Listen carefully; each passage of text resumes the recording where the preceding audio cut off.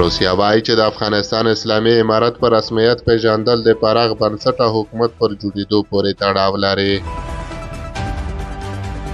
سلام ستړي مشئ پام وکړئ د یاران ټي وي یوټیوب چینل څخه تازه او مهم خبر ته. د روسیې د بهرنیو چارو وزارت مراسیال میخائیل ګالوزین وایي چې د سرپرست حکومت په رسمیت پیژندل په افغانستان کې د پراخ بنسټه حکومت پر جوړېدو پورې تړاو لري. ښاغلی ګالوزین زیاتوي چې ماسکو له کابل سره خپلې کاري اړیکې ساتي او ټینګار کوي چې په افغانستان کې د ټولو قومونو له ګډون سره یو ټولګډونی حکومت رامنځته شي. روسي رسنیو میخائیل ګالوزین له قبله لیکي چې هغه ازبکستان ته په خپل سفر کې ویلي دغه هیواد د حکومت رسمیت پیژندلو مسله د یو ټولګډوني حکومت په جوړولو پورې اړه لري.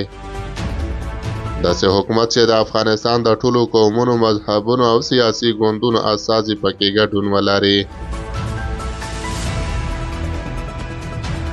بلخوا په قطر کې د اسلامي امارت سیاسي دفتر رئیس سهیل شاهین دغه روسي چارواکي د څرګندونو په غبرګون کې وایي اوسنی حکومت ټولګډونی دی او د ټولو قومونو استازي پکې شته دي.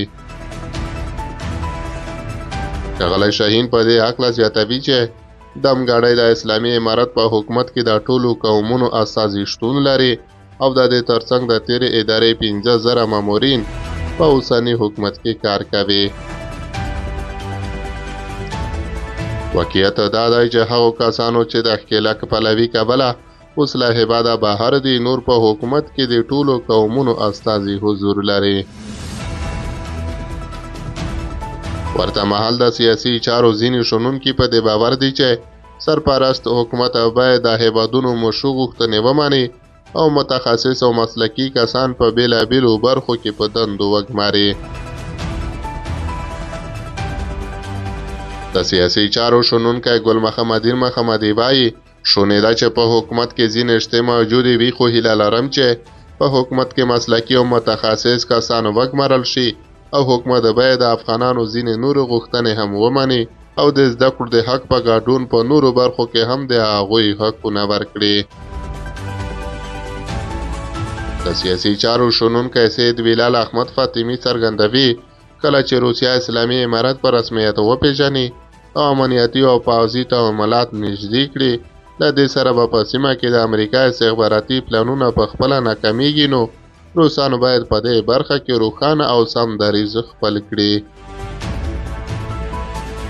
له دې مخکې هند، ایران، چین، پاکستان، تاجکستان، ترکمنستان او ازبکستان او ځینو نورو هیوادونو تل په افغانستان کې د ټولګډوني حکومت پر جوړېدو ټینګار کړی، خو اسلامي امارت له دغو هیوادونو غوښتي چې د افغانستان په کورنیو چارو کې لاسوهنې پنه کړي.